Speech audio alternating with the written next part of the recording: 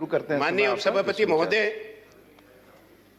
राष्ट्रपति के अभिभाषण पर जो प्रस्ताव लाया गया, मैं उस पर अपने विचार व्यक्त करता हूं। यह अभिभाषण सरकार की नीतियों और उपलब्धियों का विस्तार से उल्लेख करता है। इसमें बहुत बड़े बड़े दावे किए गए हैं जिन पे प्रश्न चिन्ह लगता है। पृष्ठभूमि व परिप्रेक्ष्य की चर्चा आवश्यक है। ये कोरोना महामारी जो 102 साल के बाद विश्व में संकट आया, एक अभूतपूर्व संकट पूरे दुनिया के लिए, जिससे भारत भी प्रभावित हुआ, दुनिया का हर देश प्रभावित हुआ। मैं इस बात को स्वीकार करता हूं कि भारत ने एक राष्ट्र के रूप में इस चुनौती का सामना किया। इसमें चाहे केंद्र की सरकार, राज्यों की सरकारें, राज्यों के शासन और प्रशासन, उन्होंने मिलकर संकट का सामना किया था। ये कोई एक दल, एक सरकार नहीं, पूरे हिंदुस्तान ने इस चुनौती को स्वीकारा था। जब देश एक तरफ इस महामारी से जूझ रहा, दूसरा एक बड़ा आर्थिक संकट जो गहरा हो गया इस महामारी में। माननीय, कोविड से पहले हिंदुस्तान की अर्थव्यवस्था चरमरा गई थी, जीडीपी टूट रही थी, कारोबार बंद हो रहे थे। पर कोविड के बाद, लॉकडाउन के बाद जो हालात बने हैं वो देश को मालूम है, और उन लोगों को जिनके रोजगार गए, जिनकी दिहाड़ी गई, आमदनी गई, वो परिवार जो तबाह हो गए, वो व्यवसाय जो हमेशा के लिए बंद हो गए। ऐसी परिस्थितियों में जब भारत था तो किसानों को मजबूर किया गया अपने न्याय और अधिकार के लिए संघर्ष करने के लिए। ये जो परिस्थिति बनी है उसकी जिम्मेवार हिंदुस्तान की सरकार है। मैं अब आगे बढ़ने से पहले अपनी ओर से, अपने दल के और तमाम लोगों की तरफ से श्रद्धांजलि पेश करना चाहता हूं उन 194 किसानों को जिन्होंने अपने प्राण दिए हैं इस संघर्ष के अंदर। मैं श्रद्धांजलि भारत के डॉक्टर्स को, कोरोना वॉरियर्स को भी देता हूं। हम अपनी सहानुभूति दिल्ली पुलिस के उन अफसर और कर्मचारियों को भी देते हैं जिन्होंने 26 जनवरी को जिस घटना की जांच होनी चाहिए कि वो कैसे हुई, जैसे बाजवा साहब ने कहा था, जिनको उसमें जो जख्मी हुए हैं, किसी को यह अधिकार नहीं कि जो लोग अपना कर्तव्य का पालन कर रहे हैं उन पे किसी तरह का हमला हो, चोट पहुंचाई जाए। लाल किले की घटना से पूरा देश आहत हुआ है, पर निष्पक्ष जांच होनी चाहिए। अब प्रस्ताव की बात है। माननीय, अभिभाषण ही नीरस है, निराशाजनक प्रशंसा पत्र है सरकार का। इसमें सरकार के विवादित कानून, फार्म लॉज, कृषि कानून का अनावश्यक उल्लेख दुर्भाग्यपूर्ण है। हम जानते हैं कि राष्ट्रपति जी वही पढ़ते हैं जो सरकार देती है। एक तरफ संघर्ष चल रहा है, आंदोलन चल रहा है, और अभिभाषण में उसकी तारीफ हो रही है। इससे बढ़ के दुख की बात नहीं हो सकती। इस अभिभाषण के अंदर जो हम बड़े दावे करते हैं कि दुनिया के अंदर हमारा कितना दर्जा है, हमारी आवाज कितनी है, होनी चाहिए इस बड़े देश की, पर कोई भारत की विदेश नीति की चर्चा नहीं है। आप वैश्विक नेता हैं, राष्ट्रपति के अभिभाषण में पड़ोस तक का जिक्र नहीं है, जहां हम अलग थलग पड़ गए हैं। बेहतर होता ईमानदारी से इस पे चर्चा होती। कोई चर्चा नहीं। महामारी की उपलब्धि तो बता दी, पर प्रवासी मजदूर, माइग्रेंट लेबर वर्कर, जो अचानक लॉकडाउन के बाद लाखों लाखों लोग परेशान हो गए, पैदल चलने पर मजबूर हो गए, रेलगाड़ी चली गई, बसें नहीं चली, सैकड़ों लोग मर गए। वो हृदय विदारक दृश्य जहां एक अपनी मरी हुई माता का एक छोटा बच्चा कंबल उतारता है रेलवे स्टेशन पे, गाड़ियां कहां की कहां चली गई, कोई जिक्र नहीं उनके बारे में। ये संवेदनहीनता की बात है और मैं इसकी निंदा भी करता हूं। कहना चाहिए था कि हमको दर्द है, हमको तकलीफ। मैं आरोप नहीं लगा रहा, क्योंकि अचानक आई महामारी, दुनिया का कोई देश तैयार नहीं था। मैं इस पे ना राजनीति करता हूं, ना इस पे आरोप प्रत्यारोप करता हूं।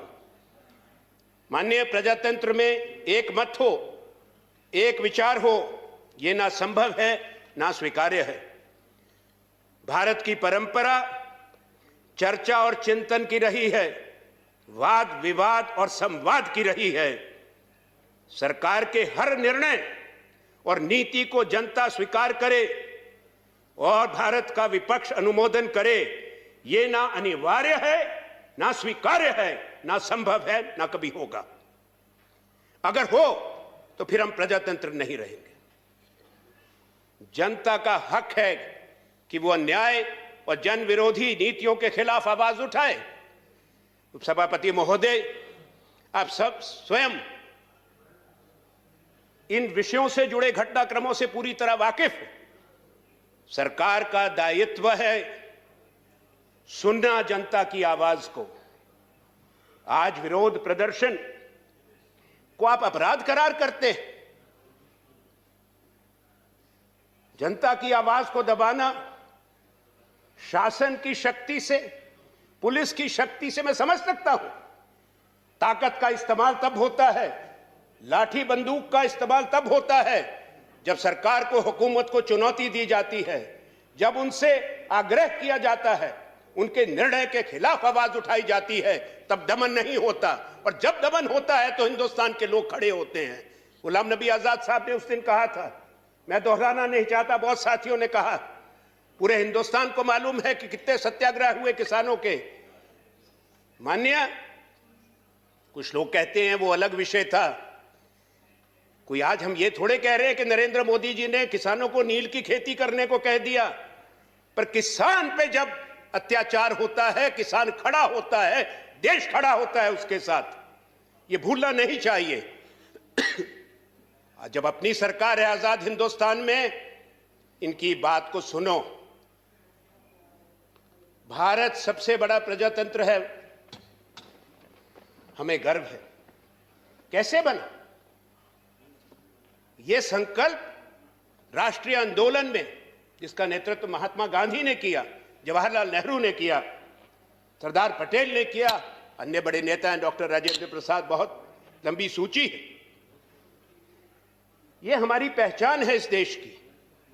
लोग हमारा सम्मान इसलिए करते हैं, बड़ी फौजी शक्ति नहीं थे 1950 में, हम बड़ी आर्थिक शक्ति नहीं थे, पर इसलिए भारत का सम्मान था। भारत की सोच समावेशी, सबको अपनाने की, हमारी चिंतन, हमारा दर्शन, जिसका इसमें चर्चा है, दो शब्दों से नहीं, ग्रहण करिए वसुधैव कुटुंबकम की भावना को। आज हमारा बड़ा प्रजातंत्र दुनिया में क्या पहचान बना लिया?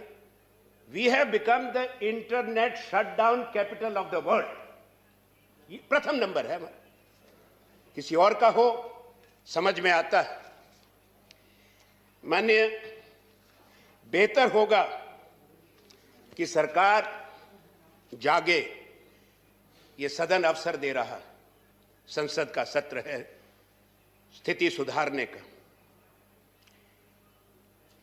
एक जिक्र आया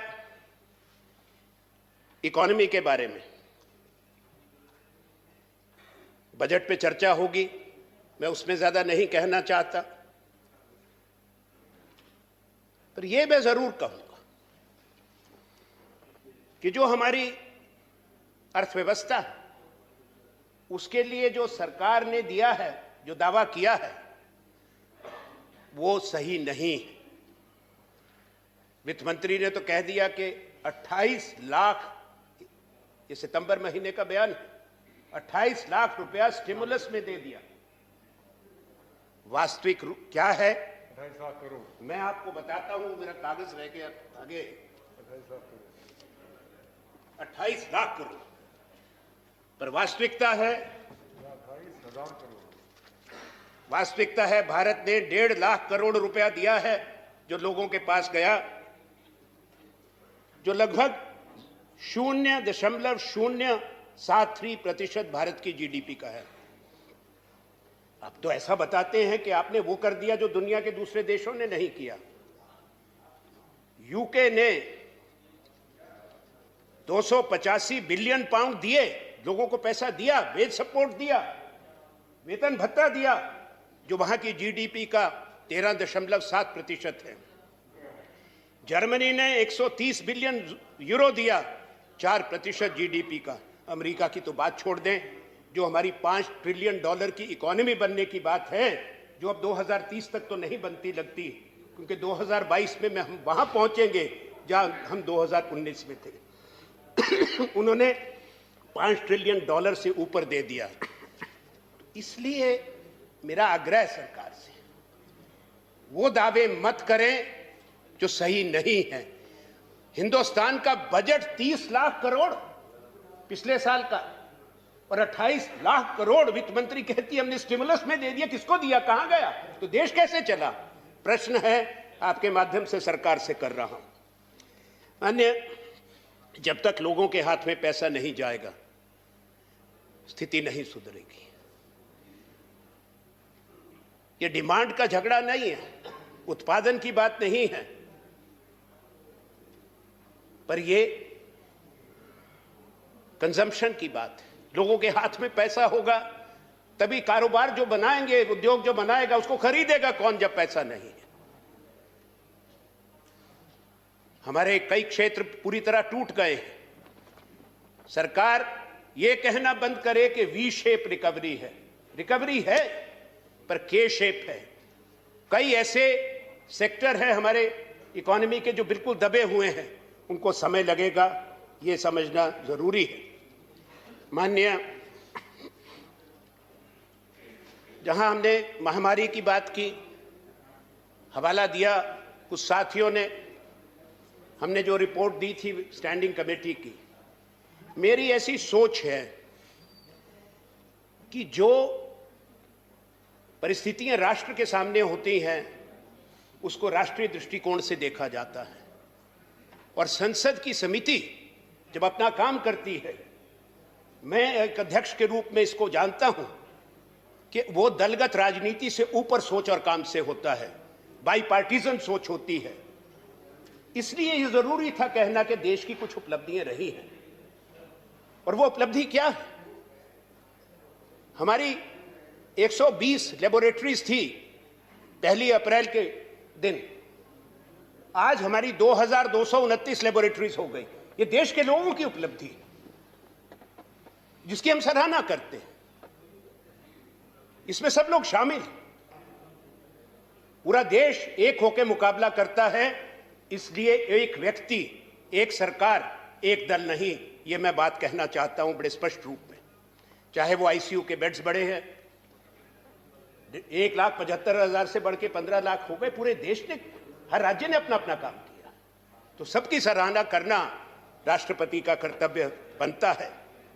अन्य, मैं एक चीज बताना चाहता हूं कि जहां इस सदन के अंदर जय जवान जय किसान की बात की गई, एक माननीय सदस्य ने और प्रधानमंत्री जी ने कहा, उसको दोहराया कि जय विज्ञान भी, बहुत अच्छी बात। वैक्सीन्स आ गई, उपलब्धि है, लोगों को लगे। अभी जो टीकाकरण हो रहा है, मैंने उसको कैलकुलेट किया, तो जो 30 करोड़ लोगों को लगाना है, 7 साल लगेंगे, 7। तो सरकार इस पे गौर करे, सिर्फ कह देने से नहीं। फिर जो विज्ञान की बात है, ये विज्ञान आज नहीं आया, ये विज्ञान 1950 से शुरू हो गया था, 1951 से। दशकों लगे हैं ये संस्थाएं बनने में। पहली आईआईटी खड़गपुर में 1951 में बन गई थी। इंडियन इंस्टीट्यूट ऑफ साइंस 50 के दशक में बन गया था। डिपार्टमेंट ऑफ एटॉमिक एनर्जी 1954 में बन गया था। डिपार्टमेंट ऑफ स्पेस 50 के दशक में बन गया था। कौन थे प्रधानमंत्री? नाम अच्छा नहीं लगता और उनकी सोच। विज्ञान की बात होती है। इस देश को साइंटिफिक टेम्परामेंट दिया तो प्रथम प्रधानमंत्री पंडित जवाहरलाल नेहरू ने। इसको कोई इनकार नहीं कर सकता। स्पेस रिसर्च सेंटर जो ट्रॉम्बे में कब बना? 1957 में। आर्यभट्ट कब गया? 1975 में। पहला सैटेलाइट। कौन थी प्रधानमंत्री? इंदिरा गांधी। पहला परमाणु विस्फोट कब हुआ? 1974 में पोखरण में। देश में, आजाद देश में निरंतरता होती है। सरकारें आती हैं, जाती हैं, देश काम करता रहता है, देश की संस्थाएं काम करती रहती हैं। उस उपलब्धियों को पूरे भारत को गर्व है, पर कोई भी उसको कहे कि हमारे से पहले नहीं हुआ। मेरे को हैरत हुई ये सुन के सदन के अंदर कि पहले सिर्फ 303 की बंदूक चलती थी, तोप नहीं थी, फला नहीं था। अरे बांग्लादेश को याद करो। द्वितीय विश्व युद्ध के बाद अगर सबसे बड़ी जीत किसी फौज की हुई, हिंदुस्तान की फौज की हुई। 1 लाख पाकिस्तानियों के आत्मसमर्पण किया।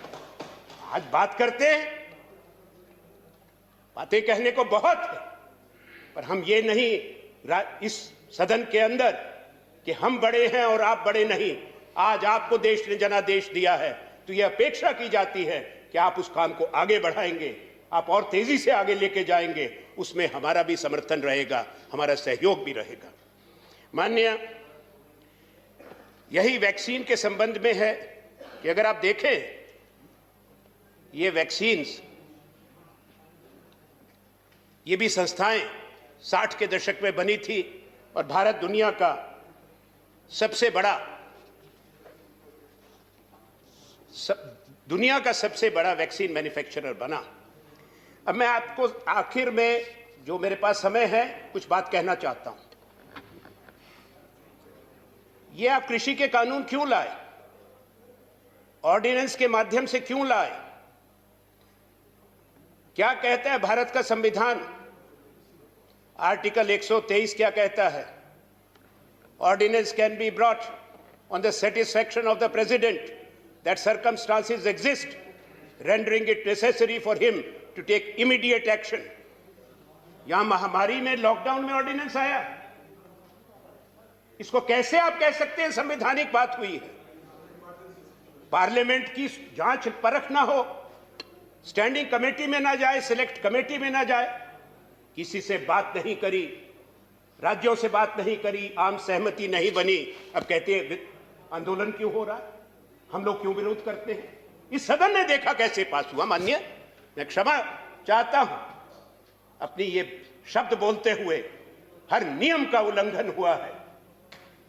भारत की संसद के लिए जिस तरीके से हम बिखरे हुए बैठे हैं अलग अलग जगह पर, महामारी में ऑर्डिनेंस लाओ और उस तरीके से पास करो, किसी की आवाज ना सुनो, ये प्रजातंत्र नहीं है। मैं आज आपसे फिर कहता हूं, हाथ जोड़कर अपील करता हूं, कृपा करके आत्मचिंतन करिए, प्रतिष्ठा का प्रश्न मत बनाइए, वापस करिए इन कानूनों को, सुनिए लोगों की बात को, और ये होंगे वापस, ये देश देखेगा।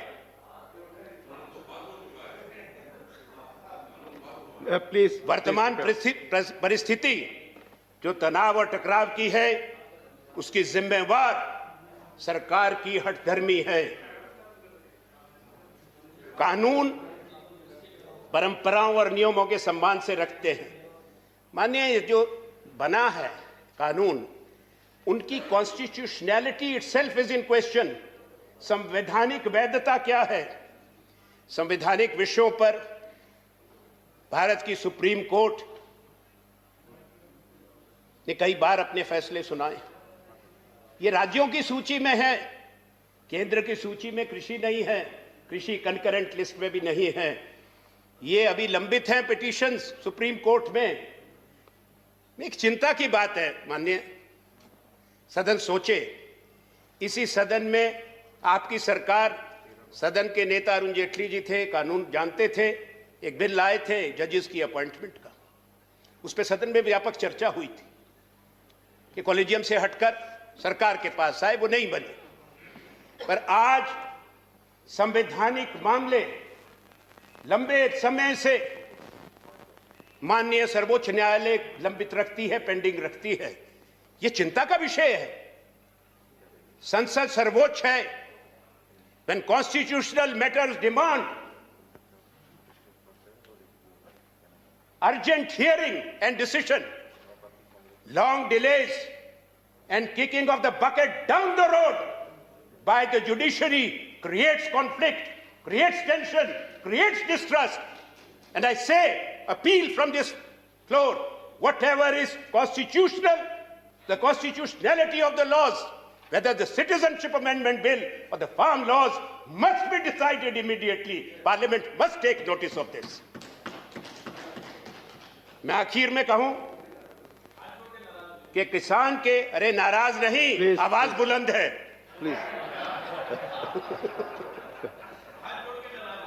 किसान के संघर्ष को माननीय सरकार से आग्रह है, बदनाम मत करें।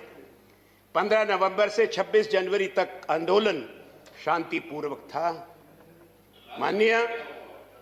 उसके बाद दिल्ली में 2 लाख ट्रैक्टर आया, 3 रूट दिए गए जिस पर चला।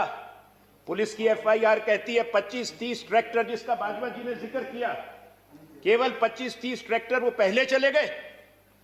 जांच हो सुप्रीम कोर्ट के सिटिंग जज के उसमें कैसे हुआ जो 1,99,970 ट्रैक्टर आए और चले गए, उसका कोई जिक्र नहीं। बदनाम कर दिया पूरे किसान को। हमने भी देखा है। बताएं कि 2 लाख ट्रैक्टर में से कितने ट्रैक्टर गए हैं, कौन लेके गया, किसने रास्ते बताए। ये गलत हुआ है। पूरे किसानों ने निंदा की है, हमने निंदा करी है। नेता प्रतिपक्ष जब बोले, हम सब लोग मिलकर एक आवाज में निंदा करते हैं जो लाल किले पे हुआ। वह तिरंगा हमारा है, पूरे देश का है, किसी को अधिकार नहीं है। आप तिरंगे पर आंच आएगी, पूरा देश एक होके खड़ा होगा।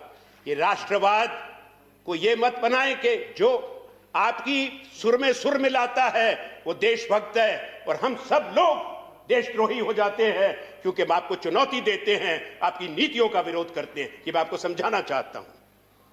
माननीय,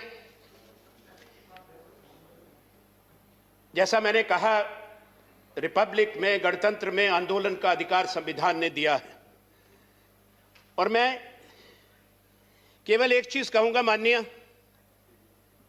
संविधान पीठ ने 1973 में एक फैसला किया था हिम्मतलाल शाह के केस में कि आंदोलन में, प्रदर्शन में सरकार ना बाधा डाल सकती है, ना इस अधिकार से वंचित कर सकती है। ये मौलिक अधिकार है, फंडामेंटल राइट है। आर्टिकल 19 जो फ्रीडम ऑफ एक्सप्रेशन की, अभिव्यक्ति की आजादी की बात करता है। आर्टिकल 13 जो नागरिकों की रक्षा करता है स्टेट एक्शन से, protect citizens against the state action. Article 21 जो जीवन की रक्षा करता है, protects life and personal liberty. मैं इसलिए कह रहा हूं मान्यवर कि इन अधिकारों को जस्टिसिएबल बनाया गया ताकि न्यायपालिकाएं निश्चित करें, आश्वस्त करें नागरिकों को कि उनके ये अधिकार महफूज हैं, सुरक्षित हैं। माननीय, एक कमेटी थी कॉन्स्टिट्यूएंट असेंबली की, फंडामेंटल राइट्स की कमेटी। उसकी अध्यक्षता कौन करते थे, उसके चेयरमैन कौन थे? सरदार वल्लभ भाई पटेल। और उन्होंने 24 अप्रैल 1947 को एक पत्र लिखा कॉन्स्टिट्यूएंट असेंबली के अध्यक्ष को, डॉक्टर राजेंद्र प्रसाद को, और उसमें यह लिखा उनके शब्दों में, we attach great importance to make these rights justiciable. मैंने पूरा पत्र नहीं पढ़ रहा, समय लगेगा। उसी से आर्टिकल 32 का जन्म हुआ कि सर्वोच्च न्यायालय में किसी भी विषय पे नागरिक को अपने मौलिक अधिकार के लिए जाने का अधिकार है। तो ये माननीय वल्लभ भाई पटेल जी को आप मानते हैं, पूरा देश मानता है। बहुत बड़ी सरदार सरोवर में मूर्ति लगाई, कृपा करके उनके आदर्शों का पालन करिए। ये हटा दे वो कटीले तार, वो ट्रेंचेस जो खोदी हैं बंद करिए, बैरियर्स हटाइए। आजाद हिंदुस्तान है, आजाद हिंदुस्तान का अंदाता आया है, उस पर ये जुल्म करना बंद करें, सम्मान करो। मैं अपील कर रहा हूं फिर आपसे, इनके बेटे इनके भाई शहीद होते हैं, हम उसी इलाके से आते हैं जहां से सबसे ज्यादा लोग फौज में जाते हैं। मैं आपसे आग्रह करता हूं इस झगड़े को बंद करें, प्रतिष्ठा का प्रश्न ना बनाएं। संसद में अगले सत्र में सबसे बातचीत करके लाओ कानून, कमेटी को भेजो, वही अवसर देगा सबसे बात करने का। और मैं अपनी बात खत्म करने से पहले सिर्फ एक चीज कहूंगा माननीय, मेरा आग्रह, प्रधानमंत्री जी जो देश हित में आप करेंगे हम आपका विरोध नहीं करते, प्रजातंत्र में गलत निर्णय को चुनौती जरूर देंगे। बेहतर यह होता है कि जो भी राज्य में हो उसके पास जो भी सुझाव देने वाले हो, क्योंकि सारी बात बतानी चाहिए कि देश की परिस्थितियां ये हैं।